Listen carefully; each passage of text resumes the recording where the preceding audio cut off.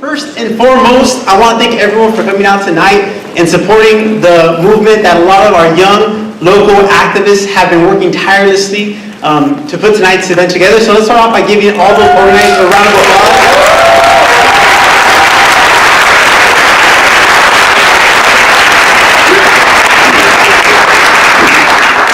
So I'm going to go off stage for a quick second. Can everyone back there hear me?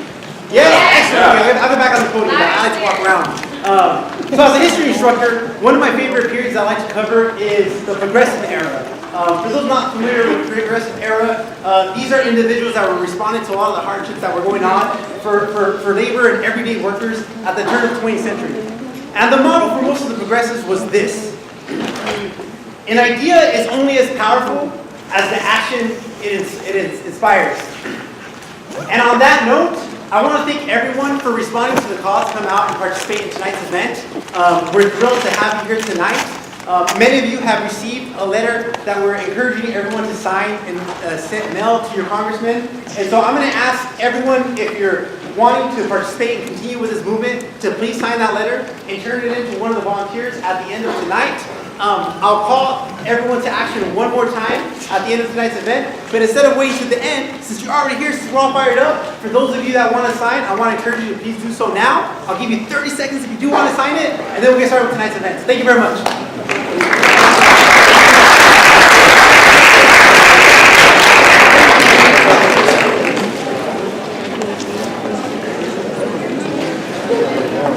Melvin. Anyone need pens? I think you go to the site on their phone. Oh, thank you very much. In addition to signing the physical letters that you have on hand, you can also visit the Faces Of DACA.us, and there's an online petition as well. But if you have it in person, in paper, by all means, be signed. We have plenty of pens to go around.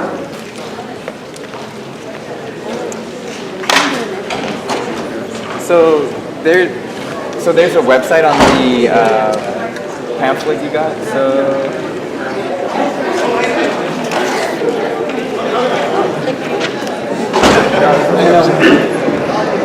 all right, everyone. Thank you very much.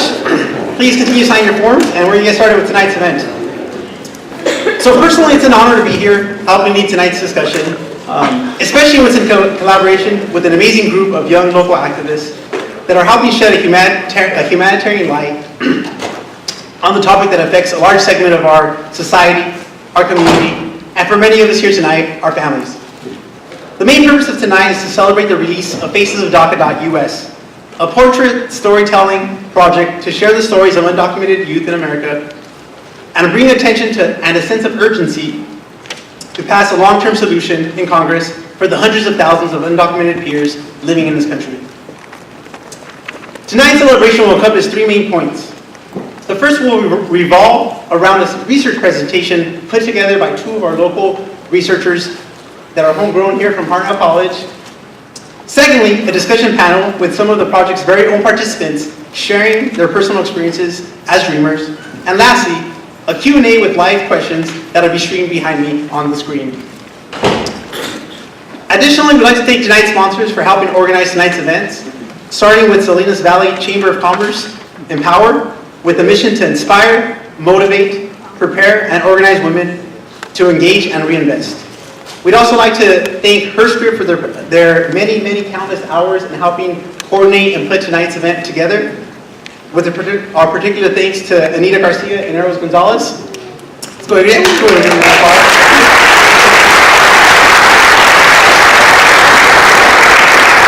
course, we're thankful to Hartnell College for all their support. In particular, Jackie Cruz, Bronwyn Moreno, Miriam Vasquez, and everyone else from the Hartnell Foundation, Mi Casa.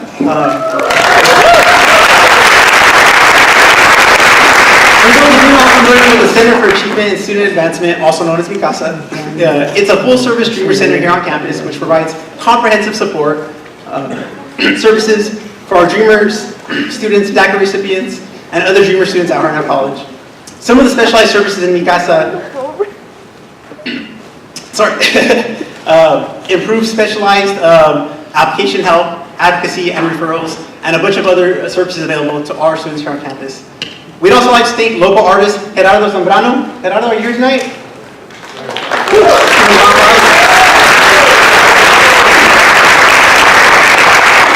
Gerardo helped provide us tonight with 8 re-editions of 8 of our Faces of DACA recipients, where he spent a ton of time over the past couple of weeks tirelessly putting these portraits together. So after tonight's event, I'd like to encourage everyone to go outside to the hallway and view the portraits that Gerardo was able to put together. We'd also like to thank La Plaza Bakery as well, right? Everyone enjoy those burritos? Helping provide tonight's meals, as well as several anonymous donors that contributed to the cause as well. And lastly, I'd like to thank our local NPR, KSBW News, Radio Bilingüe, Monterey Herald, Voices of Monterey Bay, The Californian, and our good friend back here, John Bill 13K, for their continued coverage of tonight's event and our ongoing work with Faces of DACA. So let's give them a round of applause.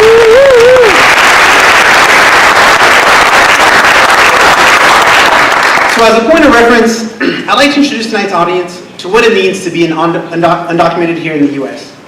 An individual becomes an undocumented immigrant when they enter the country without inspection or have a visa overstay. For a lot of the 11 million that are undocumented in the country, most have lived in the U.S. for a large majority of their lives. Many have attended elementary school, middle school, high school. Many are deeply ingrained in our communities and have taken on leadership roles as educators, mentors, and productive members of our society and our economy. One of the often overlooked facts in the current national discourse, however, is the extreme level of difficulty for dreamers to legally apply for citizenship in a way that doesn't require a drastic and potentially harmful withdrawal from their families and their communities. Having no way to apply for citizenship, they simply cannot get back onto this imaginary immigration line. In our current political climate, being undocumented carries with it negative forms of stigma and discrimination. We see these myths and the dehumanization of the undocumented being perpetuated on social media and on certain news outlets. Additionally, for dreamers, higher education becomes more challenging due to their limited access to financial aid, scholarships, and other financial resources. Thanks to former President Barack Obama's 2012 executive order for DACA, Deferred Action for Childhood Arrivals, nearly 700,000 undocumented youth in the country, now commonly referred to as dreamers, woo! Give me a round of applause here.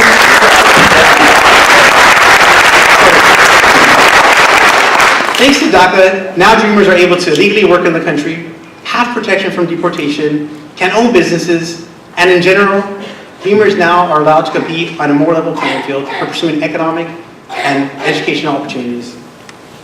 But for all its benefits, DACA still carries with it several limitations.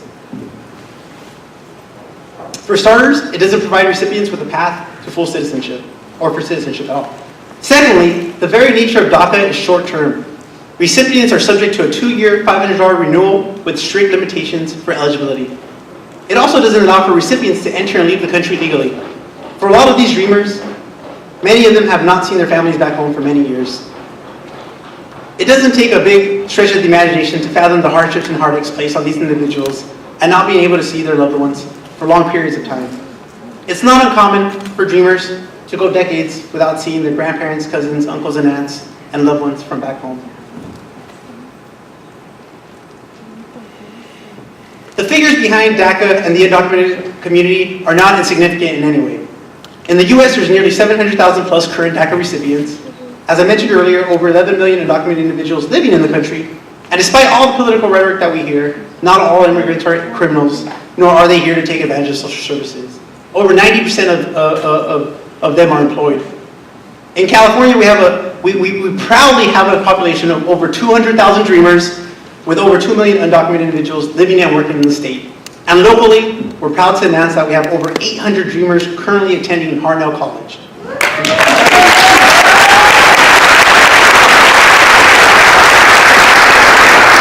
Within our educational community, these dreamers serve as peer mentors, tutors, SIs.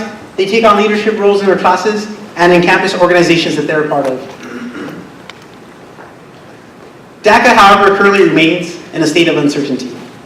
Despite being in effect since 2012, when it was originally implemented under the Obama administration, this past September 5th, we heard President Trump announce that he was going to rescind the program.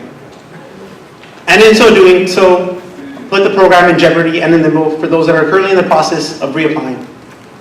We're currently awaiting a February 8th deadline for Congress to come up with a solution.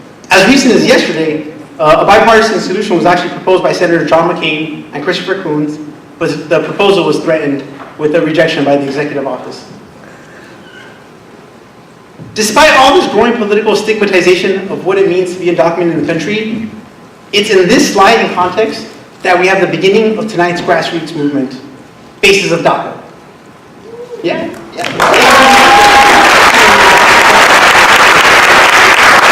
the mission of Faces of DACA is to be part of the needle pushing for Congress to enact long-term immigration legislation for DACA recipients and dreamers.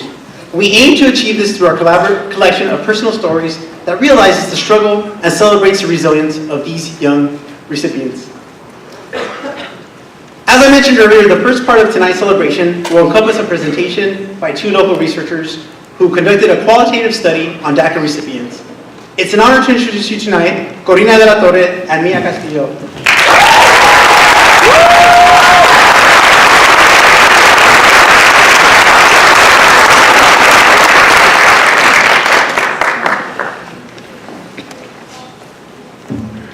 Corina de la Torre is a Latina research assistant and a recent graduate from the University of California, Santa Cruz, where she obtained not one, but 2 Bachelor's of Associates in Psychology and in Feminist Studies with concentration in law, politics, and social change.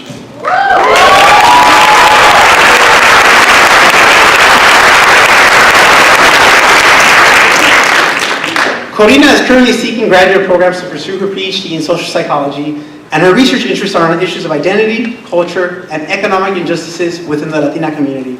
Based on her dedication to serve her community, Corina took partnership in the Faces of DACA project. And Corina is also a proud Hartnell alumni.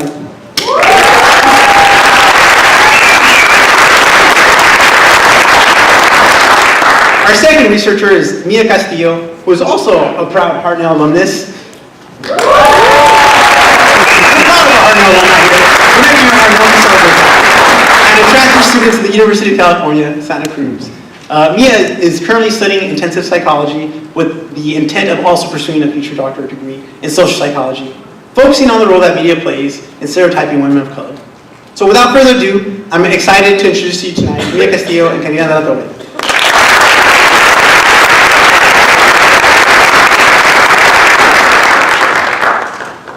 It's great to be here this evening to share our research with you all. All right, so let's jump into it. The purpose of this research is to provide data that utilizes community-based participatory methods. And by that we mean that this is research that is not top-down research, but rather research that is done by community members for the community.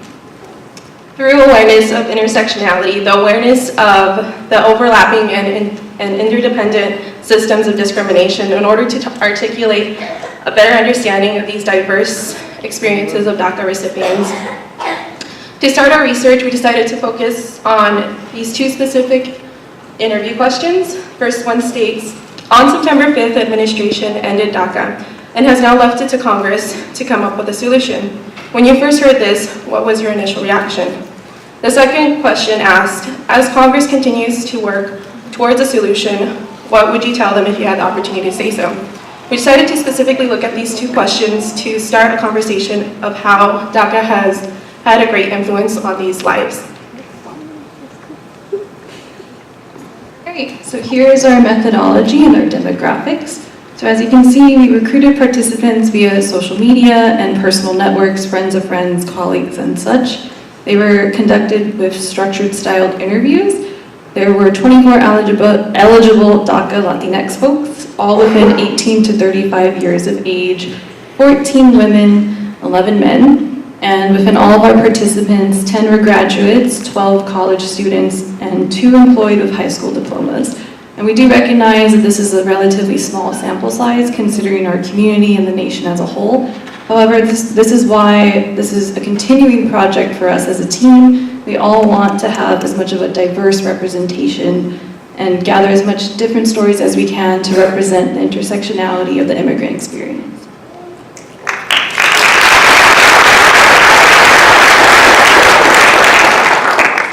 All right, so question 1 focuses on participants' initial reaction to the news of September 5th, the day the administration ended the DACA program. This being said, we decided to focus on breaking down the participant responses.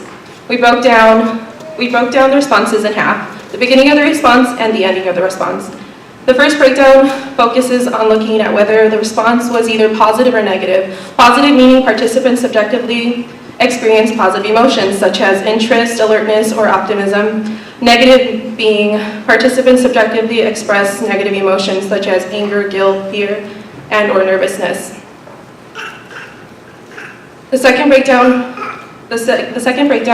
consists of furthering the initial positive or negative reaction. It consists of 3 themes of how participants further their feelings of the news, process their feelings of the news.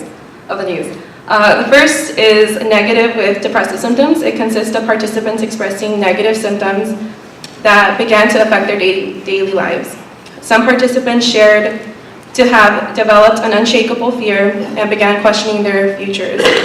Second was negative affected motivation, in which participants expressed behavior driven by anticipation or fear of an undesirable outcome. Specifically in this case, any decision that will be made by Congress that led to physical reaction. For an example, participants' hopelessness began to affect their motivation and their attendance in either their commitments of school or work. Lastly, we have positive expressed perseverance, in which participants responds with performance and drive by reinforcing their outlook, by keeping optimistic for their future. In this case, participants found their strength through positivity.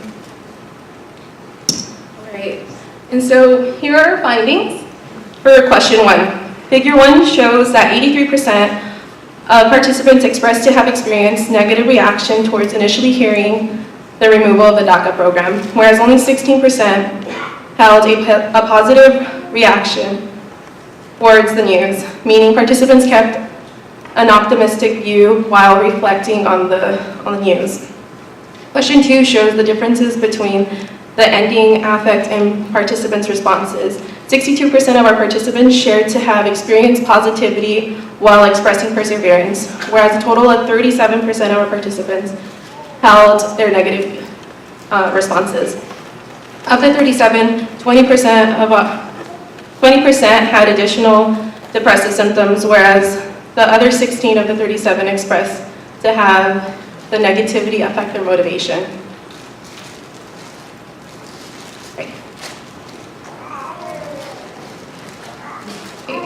So for question 2, what we looked at was as Congress So question 2 was, as Congress continues to work towards a solution, what would you tell them if you had the opportunity to say so?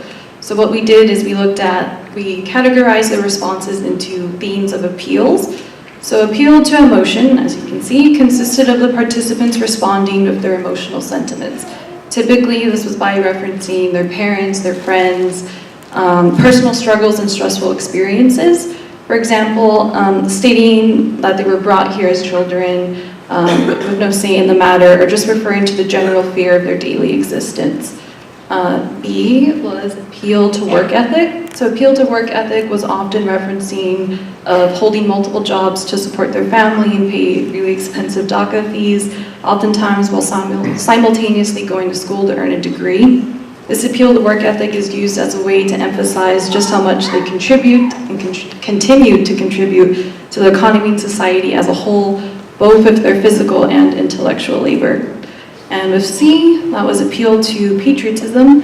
This was referenced when the participants stated things such as the US being the only country that they've ever known and the only country that they would ever want to be in. There's a strong emphasis on their American identity and pride despite everything.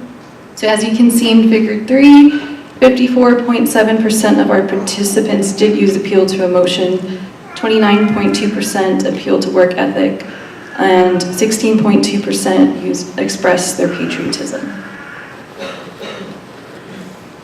So, for the future, we will continue to conduct interviews, research, and contribute knowledge of this community to help spread awareness of the intersectionality, the discrimination faced, the stigma, and most importantly, the resilience of this community.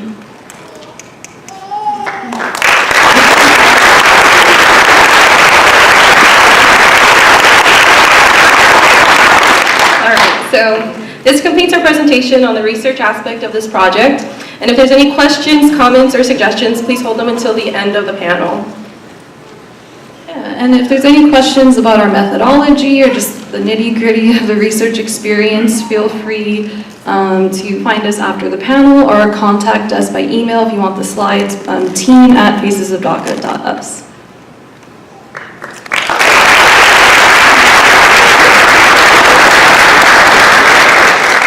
We also want to take a moment and give a special thank you to Alicia Edelin and Christy Bird for both of their support in this research.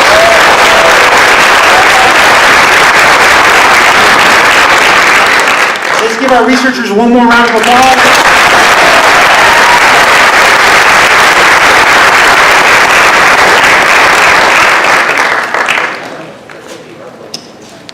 What an incredible honor to have our very own locally grown, educated, talented youth conduct research from the ground up. What more can we ask of our community? So I want to give one more round of applause.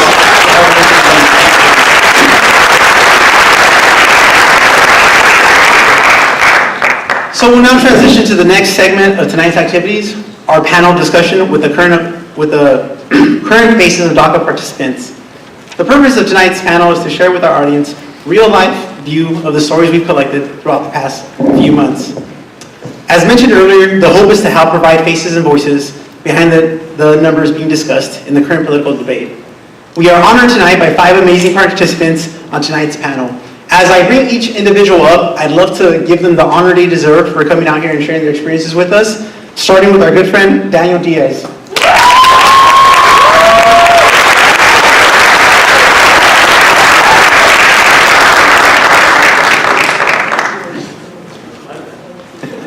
So Daniel Diaz was born and raised in Mexico City, and then Daniel was brought to the United States at the age of 10.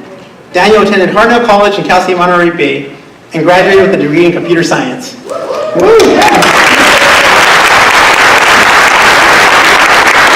there, Daniel went on to work for a little company you might know called Uber, helping engineer a payment system for their Uber Eats.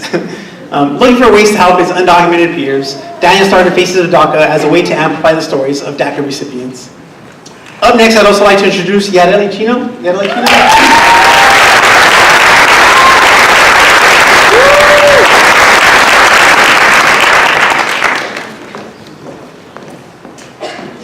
Yareli is a web developer at TMD Creative in Salinas.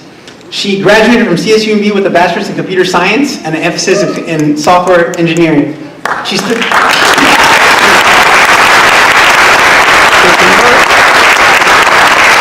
passionate about designing computational systems and creating interactive user interfaces. Yareli was born in Mexico City and arrived to the United States when she was 6 years old.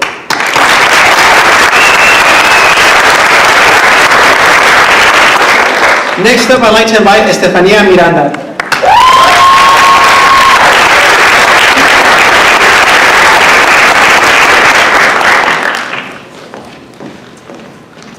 Estefania was born in Mexico City and brought to the United States at the age of 9. Steph is currently working on her AA in kinesiology and is planning to transfer to Cal State Monterey Bay or Cal State Bakersfield from Hartnell College this spring semester.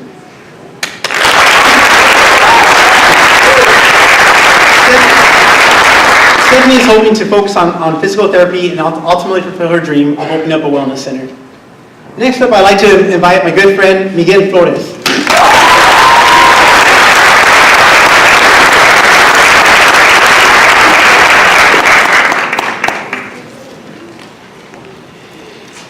Miguel Flores was born and raised in Jalisco, Mexico, and brought to the United States at the age of 14. Miguel attended Hartnell College, where he developed a passion for computer science. Previously a principal software engineer at Iris, where he specialized in computer vision and deep learning, Miguel is now working at the Monterey Courthouse in Salinas, focusing on mobile development and technological infrastructure.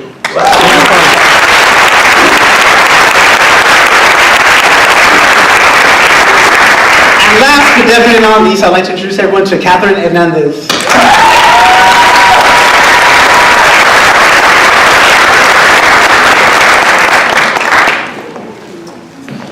Catherine Hernandez was born in El Salvador. came to the United States when she was 8 years old. She's currently attending Hartnell College to obtain her AS in sociology and is hoping to transfer to San Jose State, and where she'll ultimately pursue a master's degree in social work to work specifically with foster kids and adoptions. Her dream is to...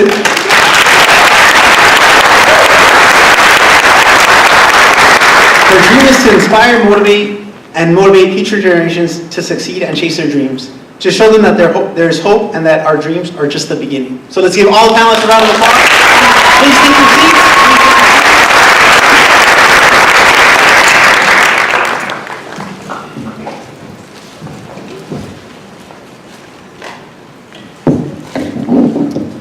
I'd also like to draw everyone's attention to the screen. We're going to start off with a few questions for the panelists that we've pre-selected, but everyone is more than welcome to contribute your own questions that you'd like to see answered by the panelists and the group organizers tonight by following these instructions. You can text your questions to the above screen.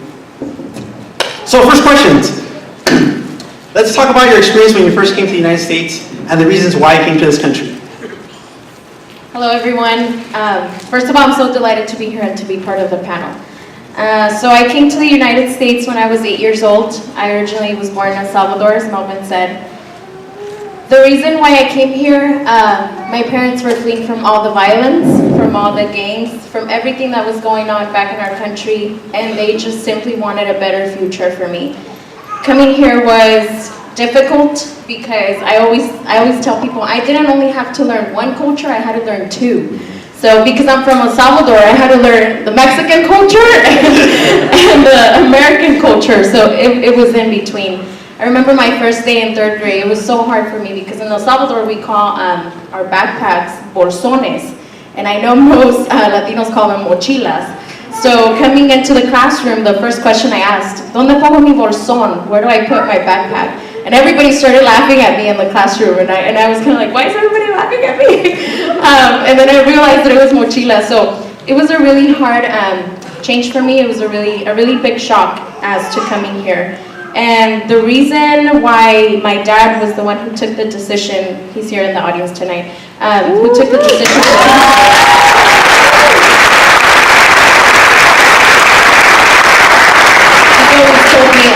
it was mainly because he wanted to see me succeed.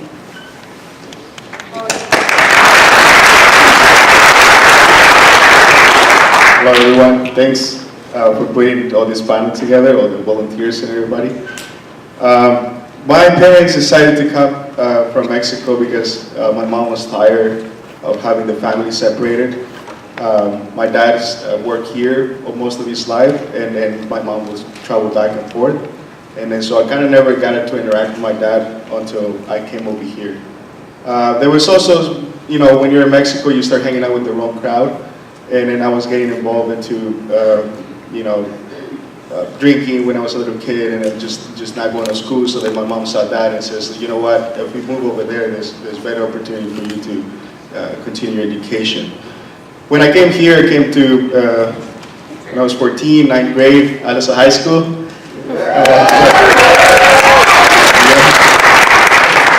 I didn't know what I was doing. I didn't know the language. I didn't know the culture. I didn't know there was two sides. There was the blues and the reds, and then there's different numbers. I did not know any of that. I didn't know that when you were in 9th grade, you also get canned, and so that was. So my first couple of years in high school, I was wandering around. I tried to understand what was going on and try to make sense of what I had to do, who do I talk to. I met a lot of people that, you know, this guy that said, hey man, I'll get your lunch for you, just give me your ID. So every time he will run before me, punch his ID into the machine, so I would never get my lunch for it. So I had, you start to realize that not everybody's here to help you, and then some people are trying to take advantage of the situation. So it wasn't until when I was in 12th grade, I had a math teacher, Mr. Mata, big dog. He encouraged me to keep studying. I think I was fairly good at math, and then he decided, I'm not going to open the gym for you if you don't do your math homework. So they kind of motivated me that way, and then thanks to that math class, I was able to enroll into the summer undergraduate program here in Hartnell in 2009. And that's where I started, I learned about computers, and I got enrolled to Hartnell, and then that's what kick-started all this, all this knowledge, and then trying to apply for schools, and then learn all this different area, and then that I didn't know about, I wasn't aware about. I was thinking, after high school, this is it. You gotta do dishwashers, or I don't know what you're gonna do. There's no clear future after that. Thank you, Miguel. For those of you not familiar with Mr. Mata, he's an amazing math instructor over at Alisal campus who works tirelessly with our students day and night, Saturday mornings at McDonald's across the street, make sure that his students really do get the material. So I want to give one more round of applause for Mr. Mata. We need more allies and professors like Mr. Mata. Next question. For you, what does it mean to be undocumented? And when did you first find out that you were undocumented? So hello, again, my name is Yareli. And at a young age, I realized I was undocumented, but I didn't really understand what that meant until my spring semester of my junior year, when all my friends were getting together and we were going to apply for a job. We were so excited. We were like, yes, this summer we're going to go get a job. It's going to be so much fun. We're going to get money. We can buy whatever we want. We can go to the movies afterwards. And everyone was super excited. I was really excited too. And one of the requirements was to get your social security number. So I vividly remembered I was going back home. I was about to ask my mom, like, hey mom, so can I get my social security number? And she just looks at me, and she thought that I knew what it meant to be undocumented, but at that point, I really didn't understand what it meant until she explained to me. And I was so devastated. I remember I was crying. I was like, what do you mean? I've been working extra hard. My grades are really good. I don't miss school. I try to attend every single day. Even if I'm sick, I would go into class. And at the end, to realize that I didn't have the opportunity everyone else did, that I kind of felt invisible to the world, that I was invisible, that my work that I did day and night was basically worthless. At that point, I felt like I wasn't going to be able to go to school, because I realized that your Social Security was one of the ways that you can get financial help, and I know that I didn't qualify. But that didn't stop me from pursuing my career. My senior year, I remember that everyone was applying for colleges and universities, and I wanted to do that too, even if I couldn't at that point. But I was like, I want to give it a try, and I paid for my application forms because I wasn't eligible to get the fee waiver. So I applied to 2 universities, and I was really happy I got accepted to both of them. At that point, I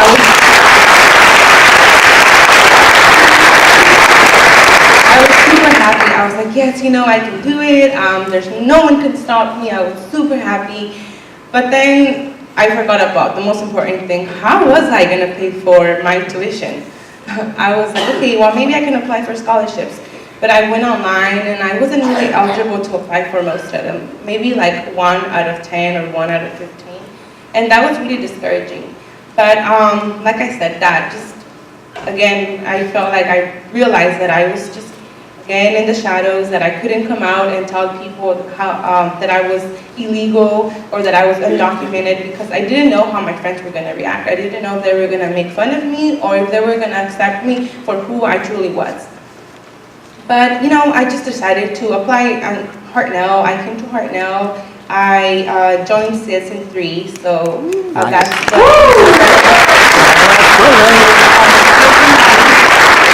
and I was super excited that, people out there do believe in me. And even though I didn't get as much help, if you really want something, you can achieve it. And I feel like at the end of the day, being undocumented showed me that I had to work maybe twice as hard as everyone else, that I had to work day and night to accomplish what other people might accomplish.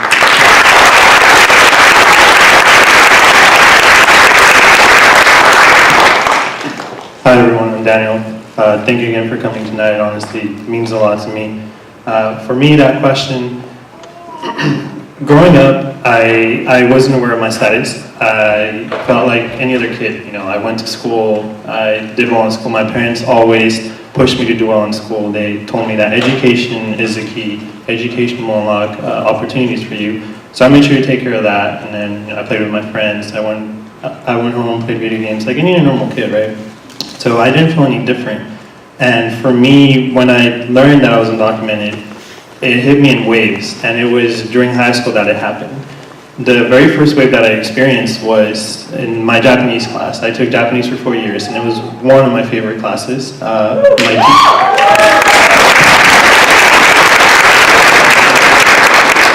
If you went to North High, you probably had Asama Sensei, which is one of the best teachers probably in Salinas.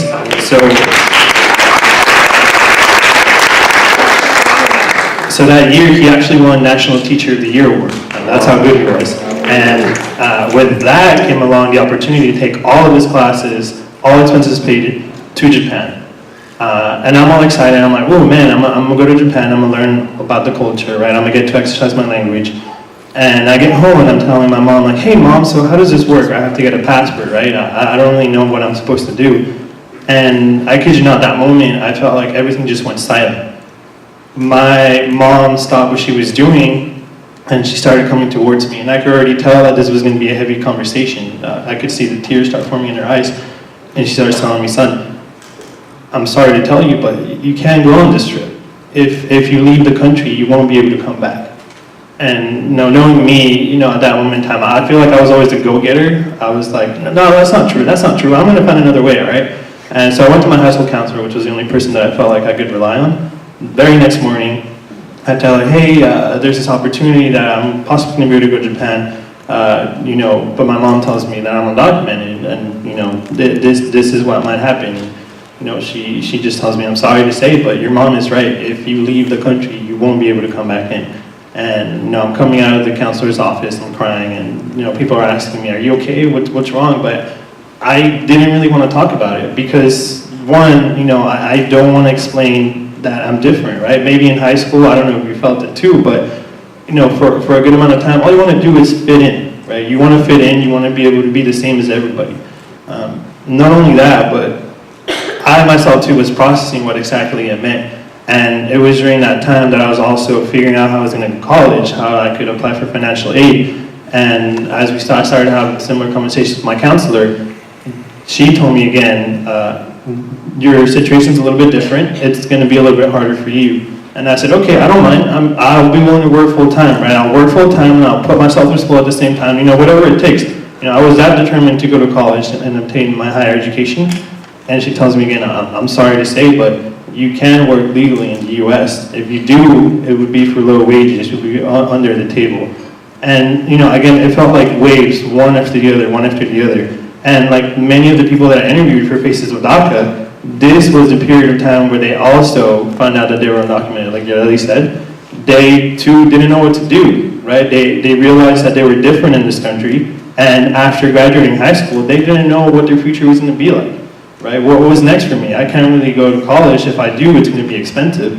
I'm going to have to work full time. It just seemed impossible. And for me, it made a lot of sense why, for some of them, they just gave up. They just didn't see the point to keep going, right? If you feel like you don't have a future, what's the point in going to school, working hard, if you feel like you don't have a place in this country?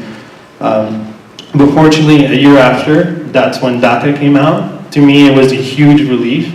And it meant that I could see just endless opportunities. I found out about the Citizen 3 program. I dedicated myself to that for 3 years.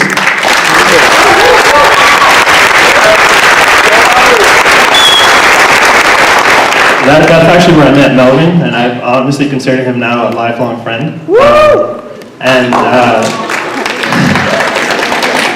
And it allowed me to earn an internship at Uber, working with some of the brightest minds in software engineering. So to me, it goes to show you what the possibilities of what DACA did, right? It opened doors for many of these young, talented individuals, as you will hear here tonight.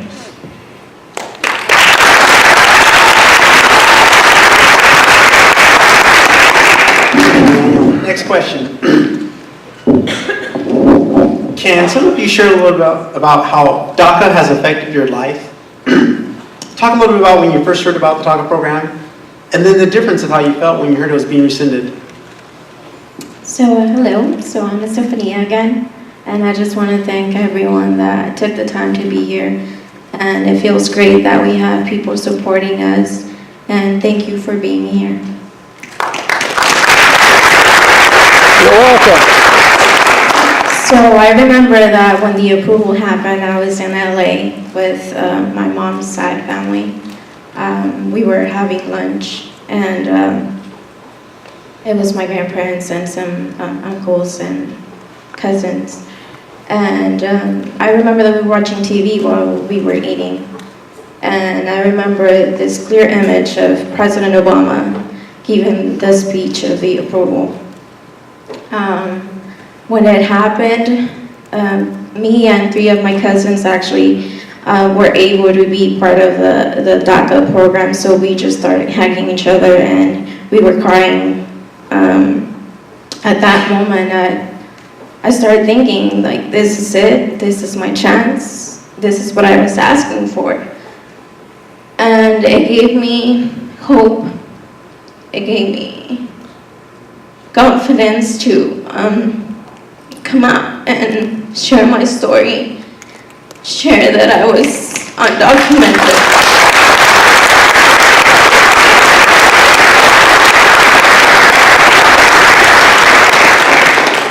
And it gave me the strength to finally find a way of what I actually wanted to do with my future.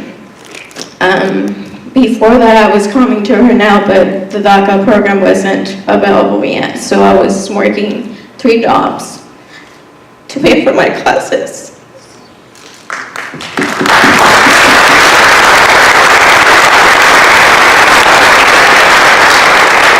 So I saw it as a big opportunity to take the chance, take the opportunity and work at better jobs, have the chance to put in a resume and put in front of a company that will hire me because I had a social security number.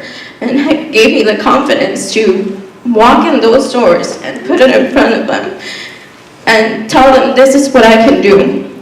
It was a document separating me from a legal resident or a citizen. This is what I have now. I have it. I have the drive. I have the knowledge. If I don't have it, I'll find a way to do my job. I started working in better jobs. I am a manager right now in a retail store. And it gave me the chance to be a full-time student because before that I was only taking 1 class, 2 classes, in order for me to pay or have the money to pay for my classes. So I wasn't taking that many classes because of the money situation. It just gave me hope. It gave me confidence, like I said, to even share that I was undocumented, even that it was, when I remember when I was going to get my license, taking that picture, my driver's license picture was the best feeling that I had ever had.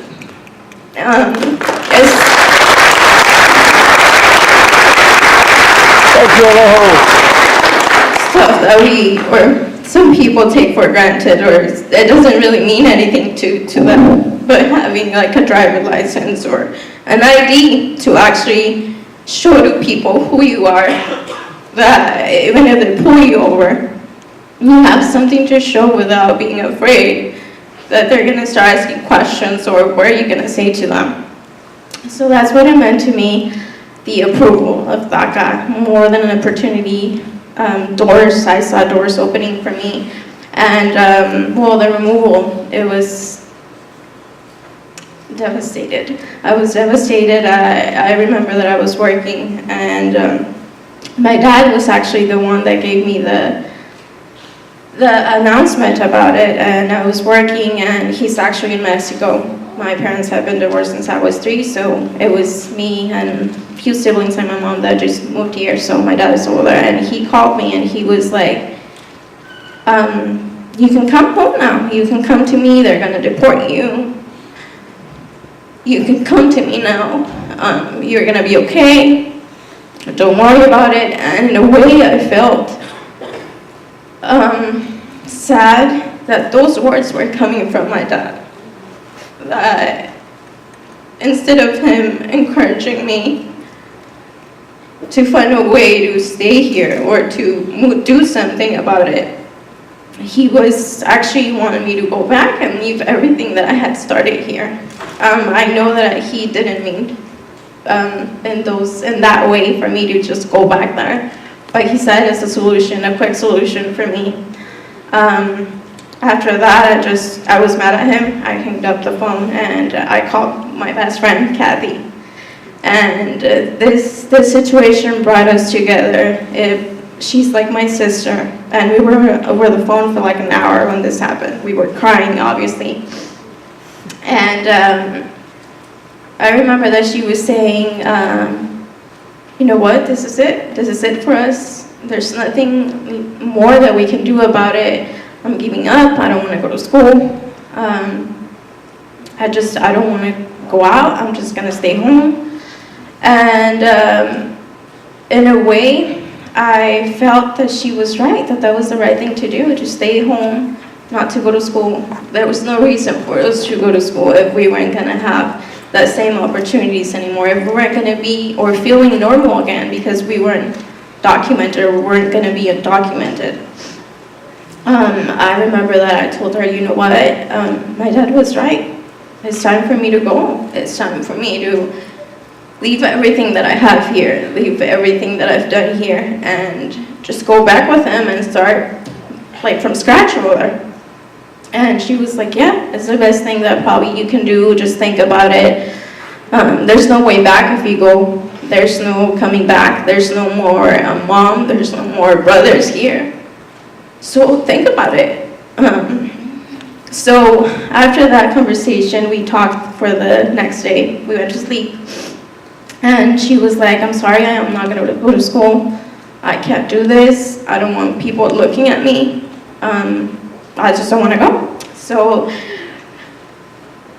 listening to her say those words that she wasn't even going to have like the feeling of going to school or showing to school made me realize that it was a chance for us to actually do something, to make changes, to let people know that don't share the same background as we do, that we're here to make good changes, that we're good people, that we want to go places. We are interested in helping communities. We're helping students. We're part of the community, and in a way, I just saw it as a wake-up call for me to continue with my dreams and continue with my education.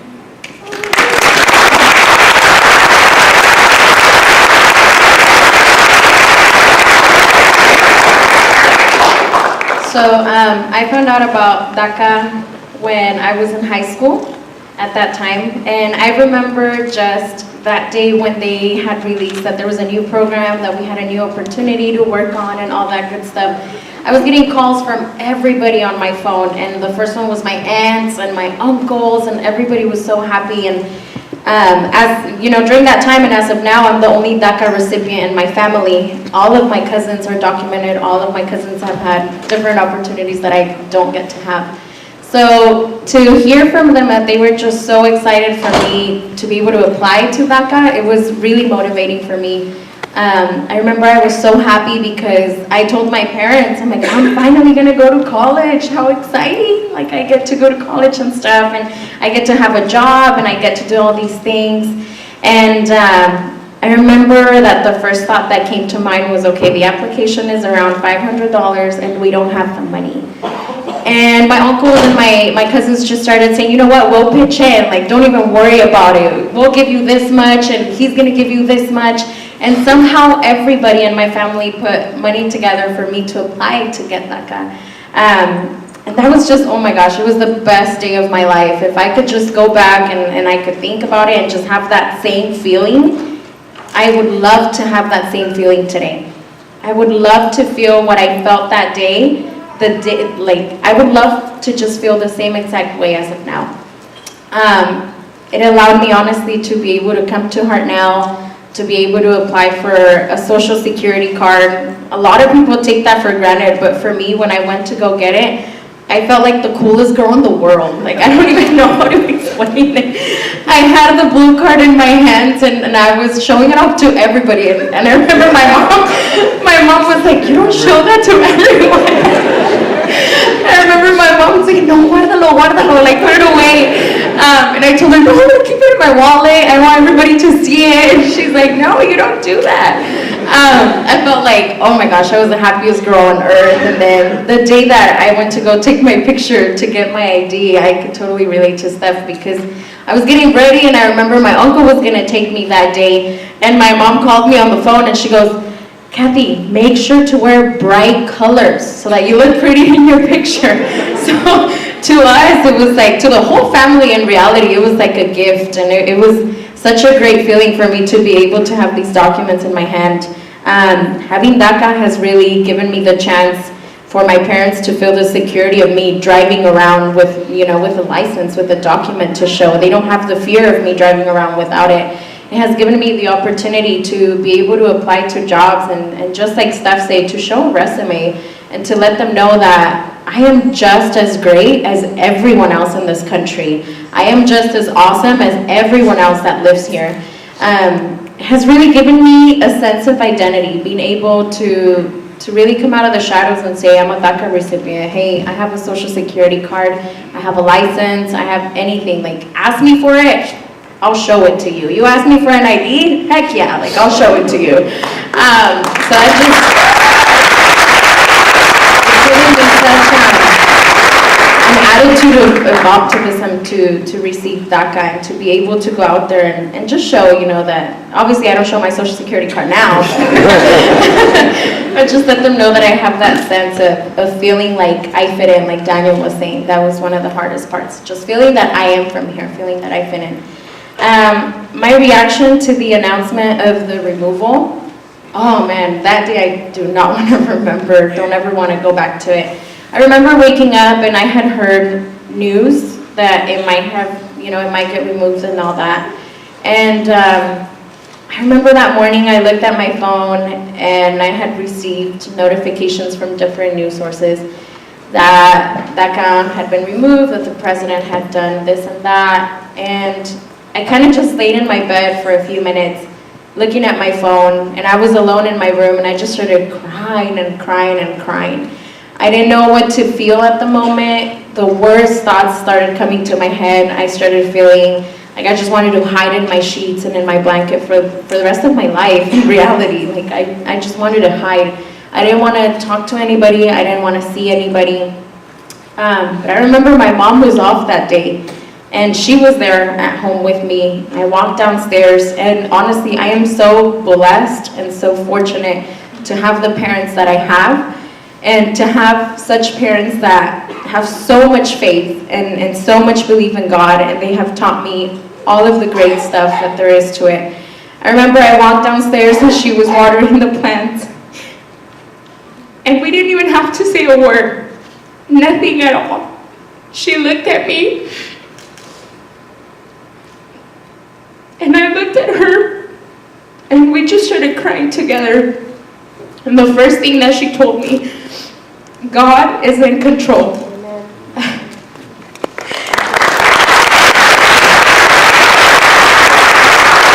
I can tell you now, those words have never been so comforting as they felt that day.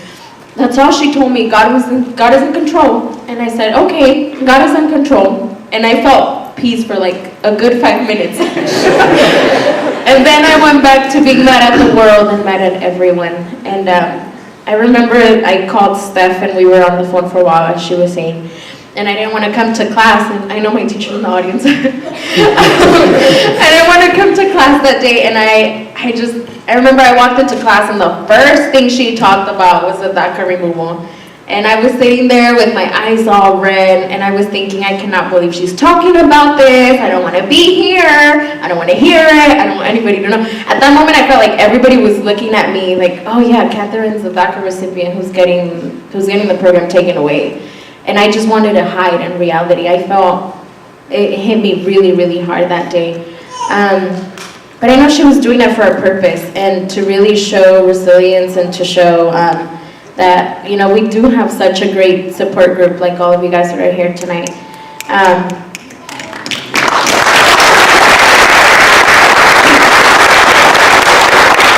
yes, I did tell Steph that she should go back to her hometown because I told her that was probably the best option, and that's how I felt too. I remember I told my dad that day, I called him and I was like, it's over, that's it. Your dreams of going back to El Salvador can finally be done.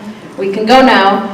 And he just told me, God is in control. And I remember, my dad is such a calm person, and I hated hearing it from him, like, don't tell me God is in control, be mad with me, be mad at the world with me. And so it was really a day of sadness. I really don't wish anybody to feel what I felt that day. Thank you, Catherine.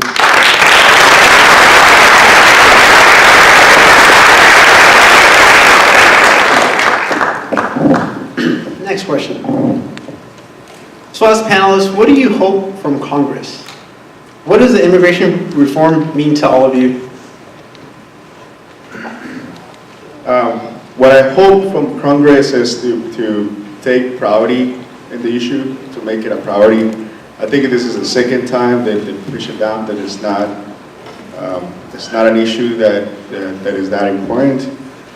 More importantly, I hope that they listen to the U.S. citizens, because I believe there's 80% plus, that they want to find a solution for the Dreamers and to find some sort of path to citizenship for DACA recipients. So I hope they look at the stories, they look at the facts. There's not, and then also not to give in to the small stories that they're trying to push, or the agenda that some of us are here and they're doing bad things, or they were criminals, because we're not. We cannot have the work permit without having a clean record. There's no way that I can go to ask for a job or to even renew my work permit if I have a felony or a misdemeanor. It's impossible. And then of course we're gonna be well-behaved, because we don't want to lose the opportunity. We're very thankful. We want to contribute to this country. That's one of the many reasons why I decided to join and then work at the Monterey courthouse, because I know that my skills have an impact on that community as well. That's my thinking. We want to contribute back too.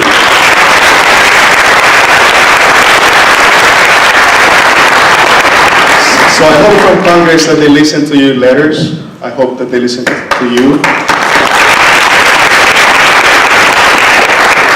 And that they make this a priority, because it's our lives is on the line. Thank you, Miguel.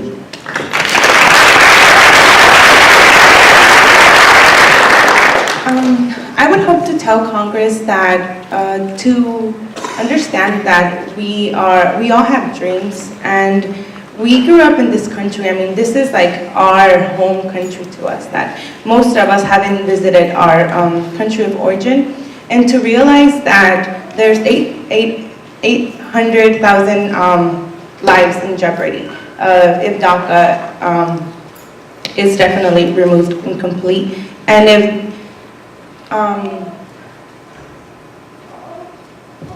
and that they're basically taking our dreams from us, that we are good people, that like Miguel said, we're not all criminals, that we've gone to college, some of us that are going to college, some of us are working already. Like DACA, if I don't have a legal status, because mine expires in November, and if in November something doesn't happen, then I'll no longer be able to work. I'll no longer be able to contribute to the economy, And I guess at the end, I wouldn't know what to do because I wouldn't want to go back to Mexico. I mean, that's the place that I was born, but that's not my home country. I feel like they understand and listen to our stories and hope that they do something not only for us, but this would also benefit like the country incomplete.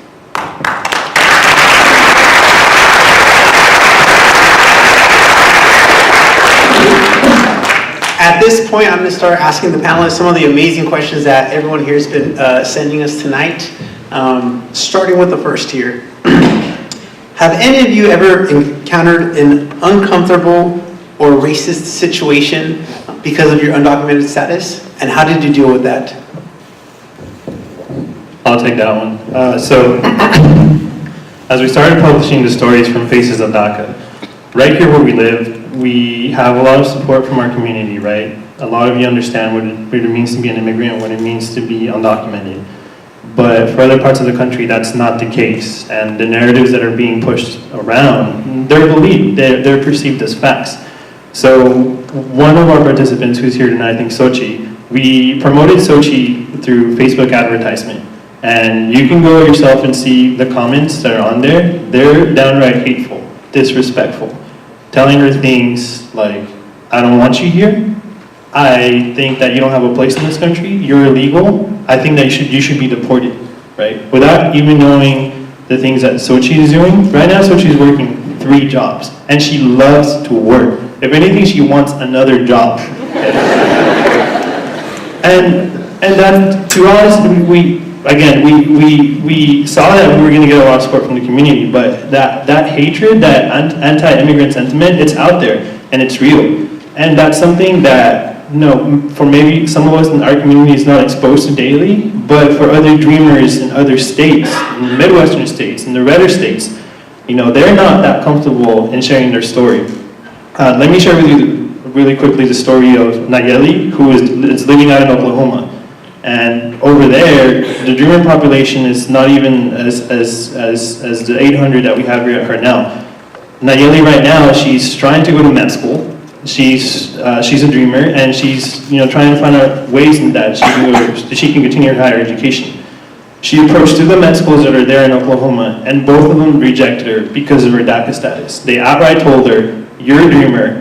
We feel that because the program is being removed, economically, you wouldn't be able to pay for med school." That's the sort of discrimination that we face throughout the nation. And again, we don't see it here, but other dreamers, they do see it, and they have to deal with it every single day.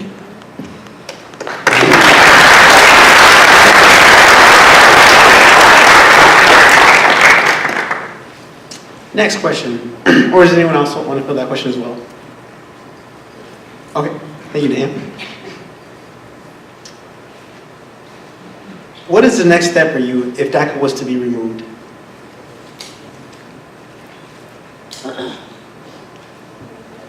Yes. What would be the next step for you if DACA was to be removed? If DACA is removed, I don't know exactly what will be the next step. I guess is we'll have to see how we're gonna go back to our countries, and now we work so hard to learn the culture here, to adapt to the culture here, so now we have to go back and then try to adapt the culture back there, I guess, where we were born. And I hope that some of my skills are transferable. Some of the skill set that I built here, I'm able to apply it over there. But I know it's going to be difficult because you start to interact and work with people that it's a different environment, a different culture here, and then so you're accustomed to that. So trying to go back over there, I don't know what companies or where can I go. So it will be a matter of first finding a place where to live, what like state or city is safe for me, what company or what kind of job positions can I apply, Do I have to go back to school? What are the requirements? What are the different process of applying? Who do I don't have a network there. I don't know who I can go with and then see. Can you refer me to a person, or can you do me a job? I don't know how useful my resume will be. Those is just sort of like the initial steps, but I honestly don't know. Thank you, Miguel.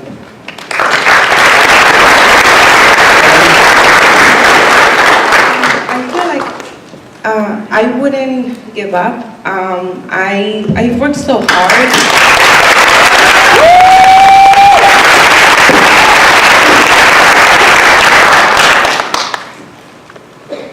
I feel like I've worked so hard. I paid college. I've graduated. I graduated in 3 years with a computer science degree, where normally it takes 4 years.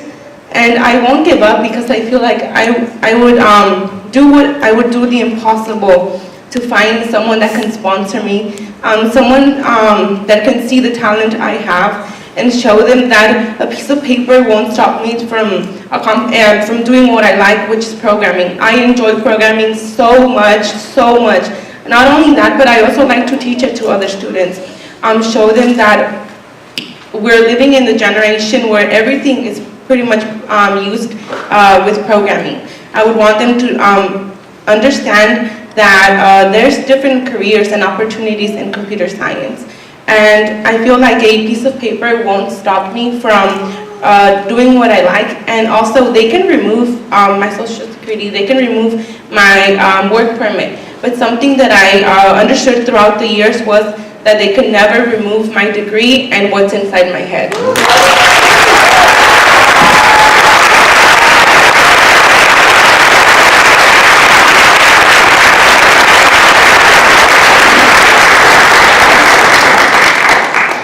I know I'm not a panelist myself, but I want to answer this question as well. If DACA was to be removed, I personally, as well as the majority of the audience in front of you, say that we're going to continue to fight for every single one of our panelists. As a community, we're going to get mobilized. Support to continue to do all the things that we've been upward throughout these past years. So I, for one, and many here, are going to continue to fight as well. So. Yes.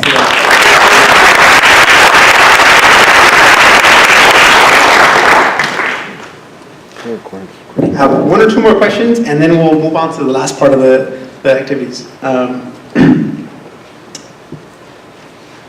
There's so many great questions here. I'm almost going to post them up on the board, but here we go. Give me 1 second to get a really good one here. How do you think people born in the U.S. could help support dreamers? There we go. How can we show them that we better Well, I think that the people that share a common ground with us, or that in a way have certain kind of knowledge of how we feel, by being here already, you're making a difference for us. By showing support to our community, you're making a difference. By either whatever your job is, if you in a way support us dreamers, you are making a difference. Either if you're a teacher, either whatever your job is, you're making a difference for taking your time and not making a separation between a citizen, a resident, and a DACA recipient. I believe that in a way, for a citizen or a resident to even give us a chance or see me as a normal resident or as a normal person here in the United States takes a lot, because if I were in their shoes, there's a lot of people that think we're taking jobs, we're taking seats in schools, but in a way we have worked for that, and like I said, just by being here, just by spreading the word, by giving us hope, by showing your support means a lot. And if in any way that you have more resources that you can spread the word about the project that Daniel is doing, and any way that you can think of spreading the word of how we're being positive to the community, not just here in Salinas, but just all over the U.S. I think that would be great, to put actually a face to our stories, to be knowledgeable more about what we go through. I think that's just by being here, you're making a difference. So thank you.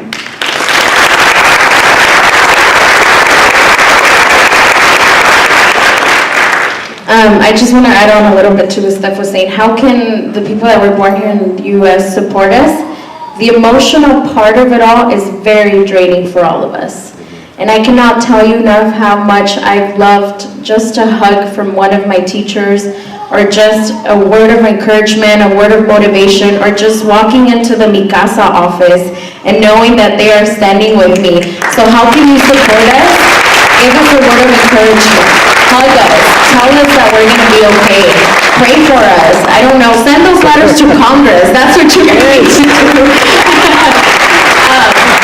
But in reality, just keep giving us those words of encouragement, because there's a lot of emotional damage that's being done throughout the process, and I don't think a lot of people acknowledge the psychological process of it. But it truly drains us a lot. So just by you guys being here tonight, and just by seeing a lot of familiar faces here that I recognize, it's just amazing. You already started supporting us. Thank you.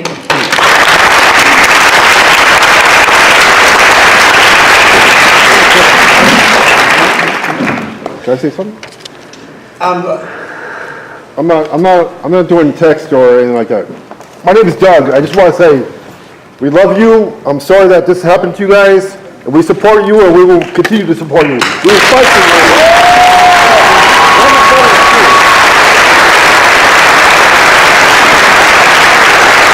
I was born here. I'm a Native American, Cherokee Native American. I served in the Army as an active duty medic for 11 years, 7 months. We will never let you down, never. Thank you, Dad.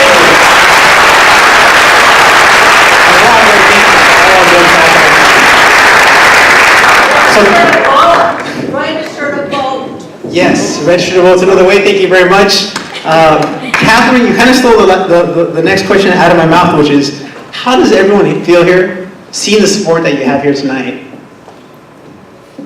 It feels like home. It feels like...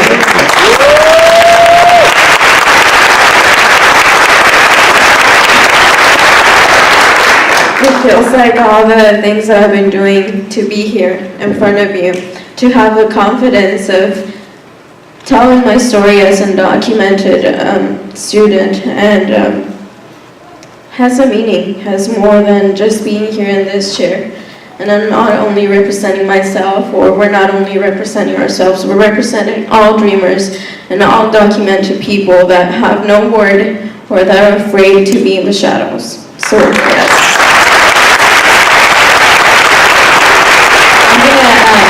Take the risk and just say the same thing. It feels like home. Like my Starbucks baristas are here, my classmates are here, my teachers are here. It feels amazing, you guys. I cannot thank you guys enough for just being here supporting all of us. And I remember talking about when Faces of DACA was going to come out. We were really nervous about, what type of audience we were going to have, or who was going to be here for us. But just having you guys here truly just feels amazing. Like, thank you guys so much.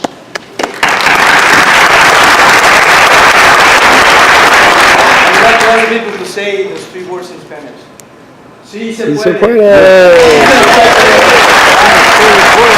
Sí se puede. Sí se puede. Sí se puede. Sí se puede. Sí se puede. Sí se puede. Sí se puede. Sí se puede. Sí se puede.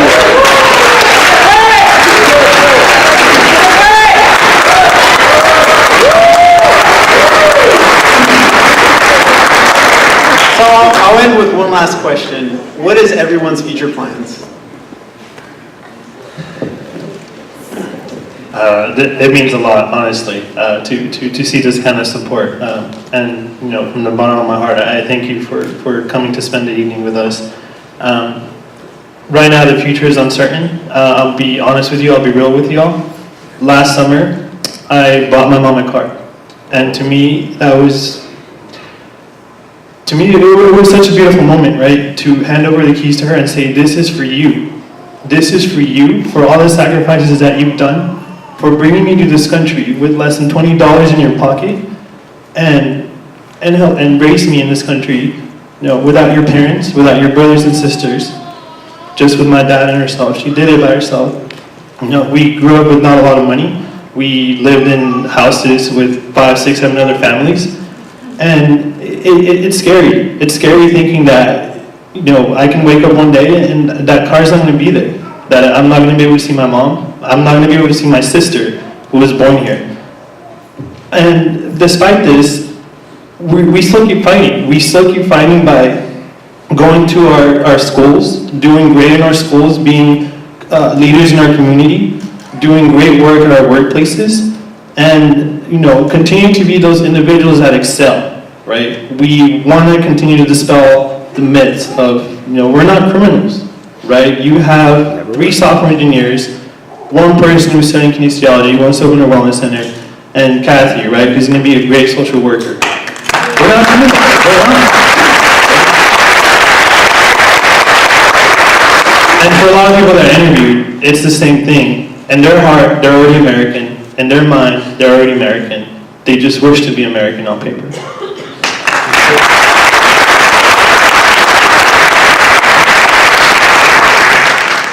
So for my future plans, I have everything planned regardless of what happens. We hope for the best, though, we really do. But I definitely hope to stay local for like the first few years. I want to learn more about interactive user interfaces and computational systems here in the place I'm working at, TMD Creative. And I also want to give back to the community. I feel like the community here has helped me a lot, has supported me a lot, so I want to give back. And I feel like the best way to give back is to do what I like to do the best, which is programming. So I want to teach young students to program. I didn't know about computer science until I got to college. Like, I didn't know what computer science was. What I wanted to do was I wanted to be a secretary because I like computers.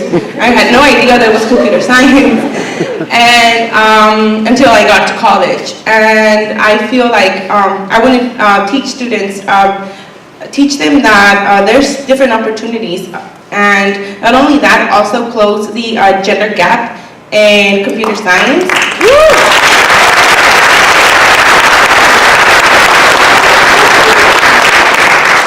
And also definitely would love to go to Silicon Valley and work for a tech company there, learn as much as I can, and come back and teach that to students here. And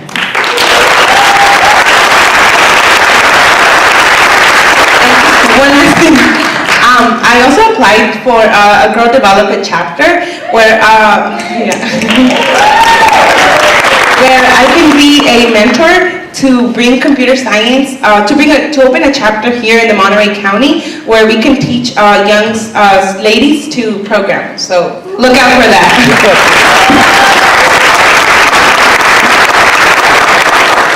Well, for me, my future plans, regardless of whatever happens, I'm graduating this semester from Hartnell, so I'm looking to that. What I want to do after I finish my school, either in CSUMB or Bakersfield, I want to come back to the community and open my own wellness center as a physical therapist. I want to find a way to find sponsors so that the physical therapy that we give to our patients is totally free. Because I feel that in this community, we have not a lot of sources, especially for physical therapy. It can be so expensive.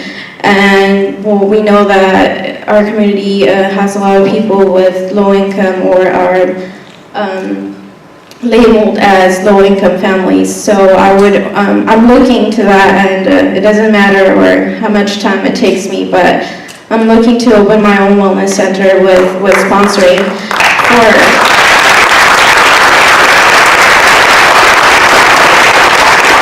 for the community, and I want to work especially with kids, and especially with farm workers, because the work that they do, I only worked in the fields for 3 days, and that was it for me. I couldn't take it. Yeah.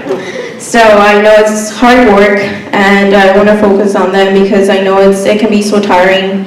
And a lot of people suffer from working those kind of jobs, not only in the fields, but coolers and all that kind of stuff. And also I want to find a way of helping DACA recipients who are still in the shadow and being afraid of sharing or coming out of the shadows, to share their stories and to keep perseverance in their dreams, so that they can continue with their plans and their future, not just in school but overall.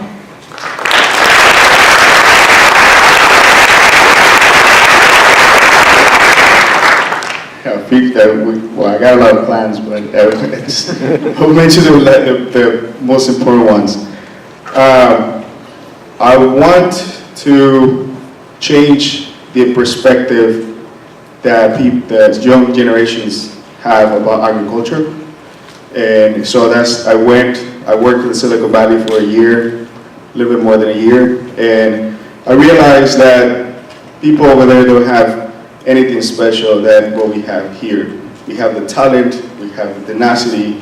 Our people here at Salinas are bright, the students and high schools are bright, and Hartnell College are bright. They stand a chance against Stanford, CMU, MIT. They can't learn the skills. And so I want to bring that back here, but I also want to make an impact on agriculture. So I hope to build a company around that.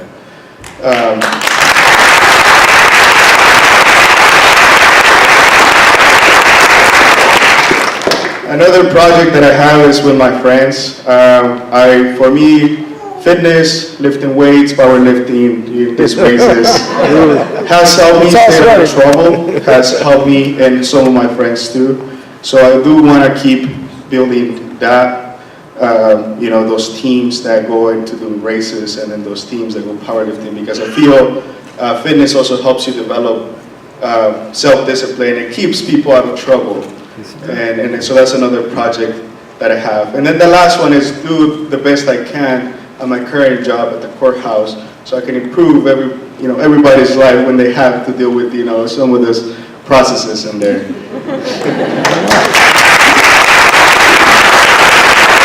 For those of you that aren't familiar with Miguel, he's going to accomplish every single one of those things.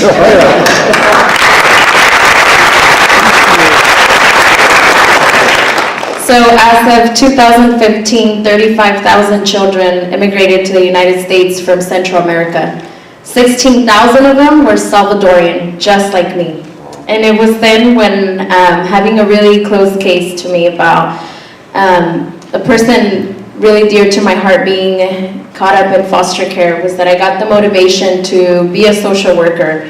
And in reality, my future plans start tomorrow by making a difference. My future plans in reality is to save those 35,000 kids that are still or may still be caught up in the system. I want to be able to just be a motivation to those kids and to show them that if I made it, so can they. I was once one of those kids. I was once one of them. For them to just see that if I am standing there, they can too be standing there. My future plans in reality are just, this is my last semester with Steph in Hartnell, and I'll be transferring to San Jose State University to do an MSW, so a Master's in Social Work. And with a focus in foster care and adoptions, and always having those kids in my mind. And I've always said it ever since we started the project. I am taking the time and I am taking the words out of my mouth to say that we are America's best. We are the best of the best. You can't get better kinesiologists, you can't get better engineers, you can't get better social workers. Like, this is us. We are part of America. We fit in. We are here to do so. So in reality, my future plans are just to finish school, to rescue all these kids. I know I might not be able to rescue them one by one, but in my mind, that's what I'm doing. Like, in reality, I'm rescuing them one by one, just like I was once rescued. So my plans in reality just to finish school, to be able to be that social worker, that good social worker that all those kids need, and to be able to come back to Faces of DACA reunion and just see where we're standing in a few years and see everybody succeeding. So we are the Faces of DACA.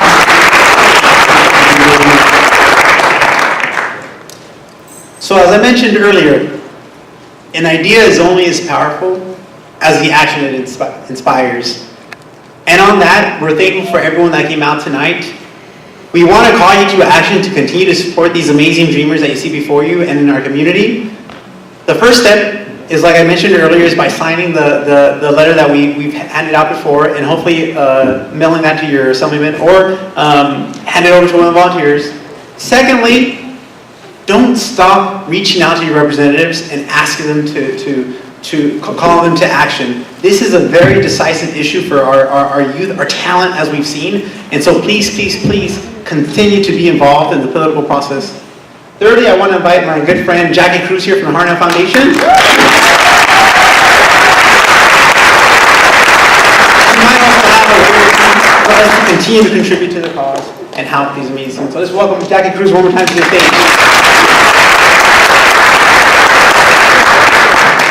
Buenas tardes, buenas noches. Good evening, everyone. And what a night. Oh my God, you guys have made me cry like 3,000 times. And Catherine, you're right. You guys are the best of the best. You are the most graceful, talented, and brilliant ambassadors of the Latino community in this country and in the world. You guys represent the values that you have, the grit, the hard work, never give up, and then the honor for your parents. I really love that all of you had that honor for your parents, and I want to appreciate you tonight for your struggle and for everything that you're going to do in the future. So I am known to love to ask for money, and so I am a fund developer, and tonight with the stories that you heard, it's actually an honor to ask for support for the Dreamers, and we established a Dreamer Fund about 3 years ago here at Hartnell College. And I want to give credit to my boss, not because I want to raise, but because he had the vision to start Mi Casa. And he is not Latino. You can see him. Dr. Long, please stand up. He's as white as you get. And he said, you know, we need to do something about this, and we need to establish a place where we represent and where we have a home for the Dreamer community. And so Bronwyn is a fantastic director, Bronwyn Moreno, and so now we have so many different services there. We started a fund does three things. Emergency funds for DACA students, so just real dire situations, tragic situations mainly. So we support them so that they don't drop out of school. The other fund is for DACA renewal. So we would love to fund more DACA renewals. We got $15,000 from the California Endowment, and that ran out like that. We got $25,000 from the Packard Foundation, and that money is out too. So right now we need to raise money for the DACA renewal, so that's another thing. And then the last thing that we use that money for is for internships, for paid internships for our DACA community to work in the courthouse, to work at Hartnell College, to work at universities, to work at research institutions, to work in the places where they're going to be able to even grow more. So that's my call to action. So the Starbucks baristas leave. Okay, it's not an attack on them. Okay, I'm not taking away from their profit, but you have an envelope and a card like this, and so it has amounts on there that you could donate. So like $10 is like 2 Starbucks, $20 is 1 pair of Hollister jeans, $50 is a Cosmo, a Jagger bomb, and some wings at Buffalo. I don't know why I know how much it costs. I just know. $100, you know, all this money, sometimes we take it for granted and we spend it on little things, but through the Dreamer Fund, I think we could actually make a life-changing investment and a donation. And I also want to thank Daniel Diaz, because he told me, you know, Jackie, can you talk about the Dreamer Fund? And then I said, of course, it would be an honor to talk about it and ask for support of it. And then he said, I would like to be the first donor of the night. So he's going to fund one DACA.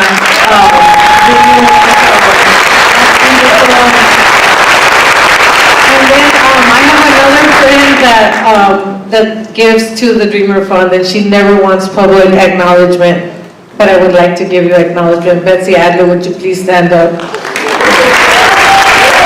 She is a tremendous advocate for the community, and with that, take a minute, if you could fill this out if you'd like to donate, and we'll be out there in the little table that has Mi Casa on there. You could drop these off or send them to us, so thank you very much.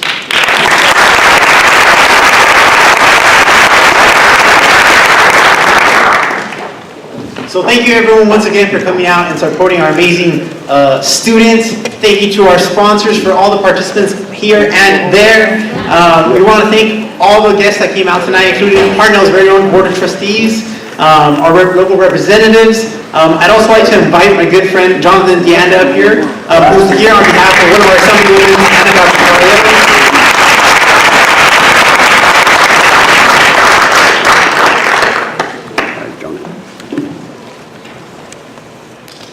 So Jonathan, what's in the envelope?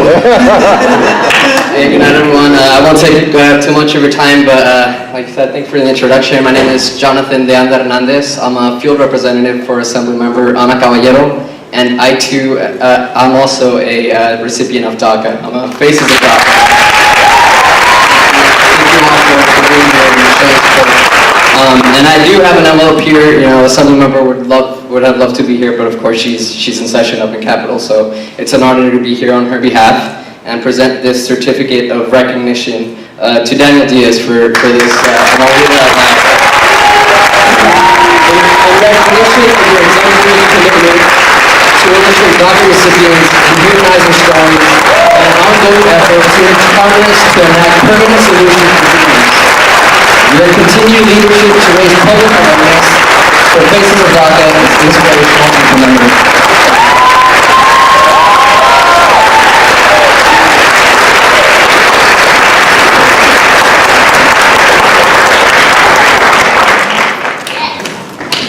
So that concludes tonight's celebration. I'd like to encourage everyone to come outside, hang out with the rest of the community, continue to share your stories, enjoy the artwork provided by our local artists. I'd love to invite the media who attended tonight to come up here and talk with our panelists if you'd like to interview them, ask them a few more one-on-one questions. And for everyone else here that wants to talk with our panelists, we'll be out there in a few minutes as well. So thank you once again and have a great night.